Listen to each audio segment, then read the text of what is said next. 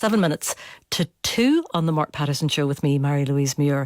Now, could the reintroduction of wolves control the number of wild deer in Donegal? Words I never thought I would say. Killian McLaughlin from Wild Ireland believes so. Killian, good afternoon. Good afternoon. So, talk me through this.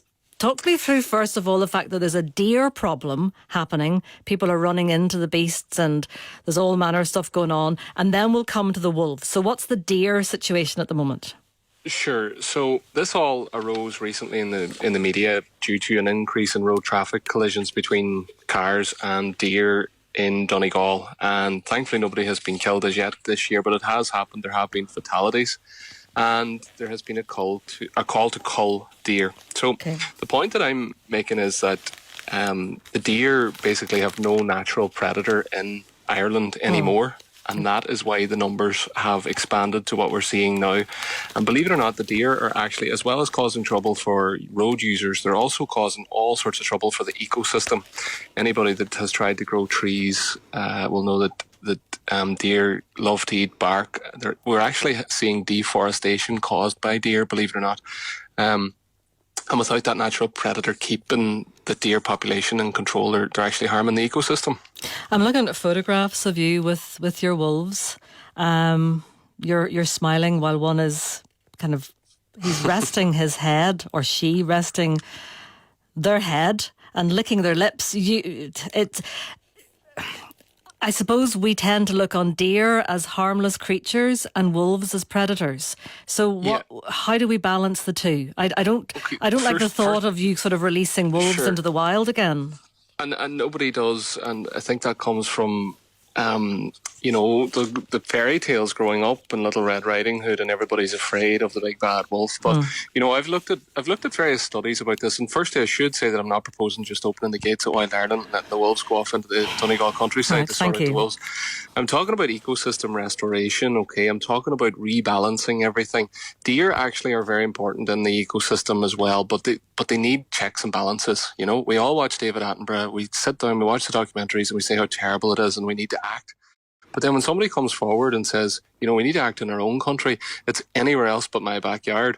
And if we don't rebalance the ecosystem, I'll tell you, there's a lot more to be afraid of than the big bad wolf. The UN Secretary General Antonio Guterres said during the week there that we're on the highway to climate hell with our foot on the accelerator. And David Attenborough has made an impassioned plea recently, and we need to look here at home. Going back to your point about being afraid of meeting a wolf, I've looked at a study, wolf attacks in humans, and it was an 18-year-long study between 2002 and 2020. And where did this take place? All over the world. All wolf attacks all over the world, and it showed that the majority of wolf attacks were from people interfering with them, either trying to hunt them, kill them, or capture them, or wolves that have rabies attacking people. Of course, we don't have rabies in this country, so it's not an issue. So if we look to the US and Canada, because the figures, I couldn't get figures really from Europe, a lot of these studies are carried out in America. So in America, during the 18 years that this study took place, there was one death from wolves. And if you compare that to cattle, on average, 22 people are killed a year in America by cattle. So one person over the course of 18 years. Now, how does that come back to Donegal? So we're now seeing these high instances of road deaths. And there was an economist called Jennifer Rayner who published a study on the economic benefits of reintroducing the wolf. And they noted that there was a 24% reduction in road traffic accidents when the wolf came back to Wisconsin. And she also looked at whether or not human culling and human hunting could have the same effect on wolves, and she found that it couldn't.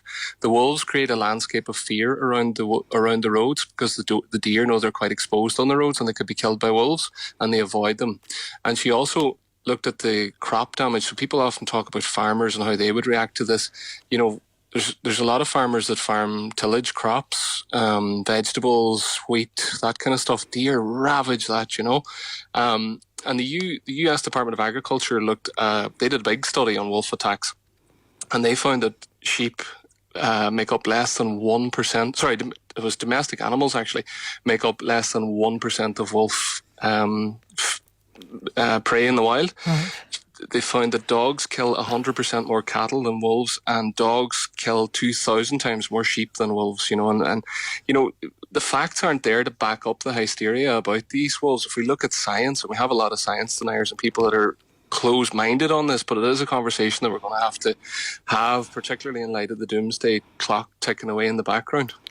Holy moly. I mean, you're really, I mean, you've thought it through.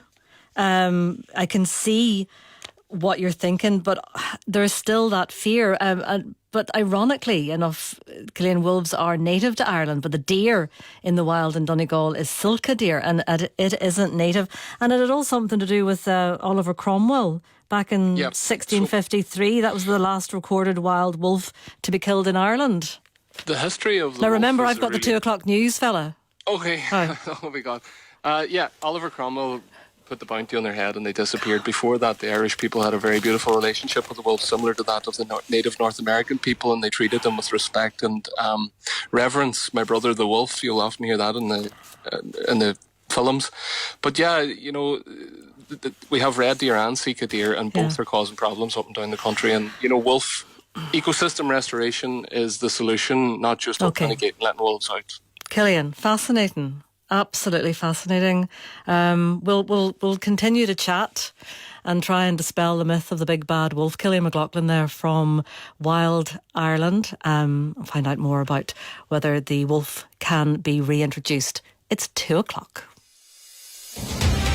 On BBC